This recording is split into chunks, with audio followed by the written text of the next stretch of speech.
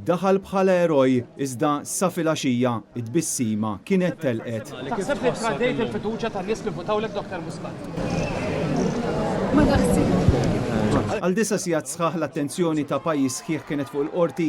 Joseph Muscat jispiċċa l-ġurnata mill-quħ minn folla żgħira immens, telaq kważi kulħadd ħallewh waħdu, anke l-ministri li ħadmu miegħu fil-kabinet ħadd ma der.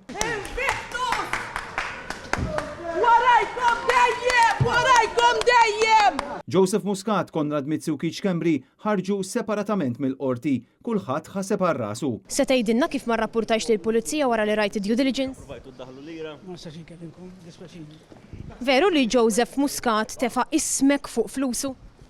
Konrad Mizzi minnaħa tiegħu baqa' ma skużax ruħu mal-poplu għas-serqa tal-isptarijiet. L-inqas tagħmel apoloġija lill-poplu Malti wawċi tan-nuqqasijiet kollha li hemm. Jiena nixtieq għal darb'oħra tenki tal-mistoqsija tiegħek li nfakkar il-poplu Malti wawċi huwa li wara gvern nazzjonalista li kien niżel fi 2013. Mhux fuq hekk qed insaqsik jiena, qed insaqsik jekk tagħmilx apoloġija fuq il-każ ta' Vitals u Stewart, jiġifieri dawn kellhom ituna is-sodod sptarijiet ġodda ma tawna xejn, tajtukom il-flus u ma tawna xejn.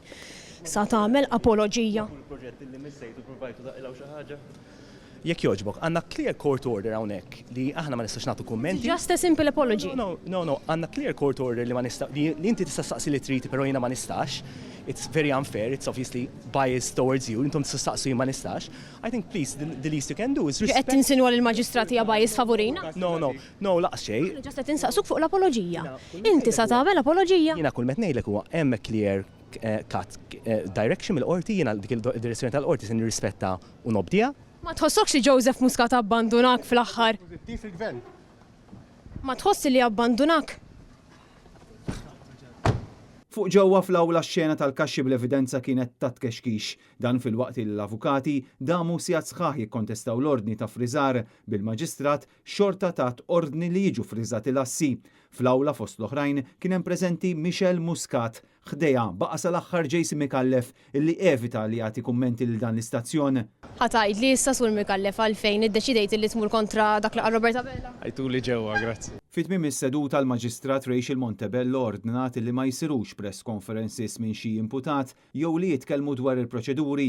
Il-qorti qalet li riedet tkun ċara li l-kawża kriminali ssir fil-qorti u mhux fuq il-midja soċjali. L-avukati u l-akkużati huma projbiti milli jippubblikaw jew janalizzaw l-evidenza jew ix-xhieda li toħroġ waqt is-seduti tal-qorti f'dan il-każ. Il-qorti ddefrexxiet il-kawża għat-13 ta' Ġunju li ġej fi-11 ta' filgħodu.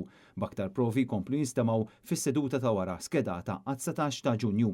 Sa dan it-tant kemm l-akkużi ġorru pjena ta' ċertu portata illi wara tmiem il-kompilazzjoni il-każ se jgħaddi f'idejn il-qorti kriminali illi għandha poteri akbar minn dik tal-qorti tal-maġistrati fejn tidħol il-pjena.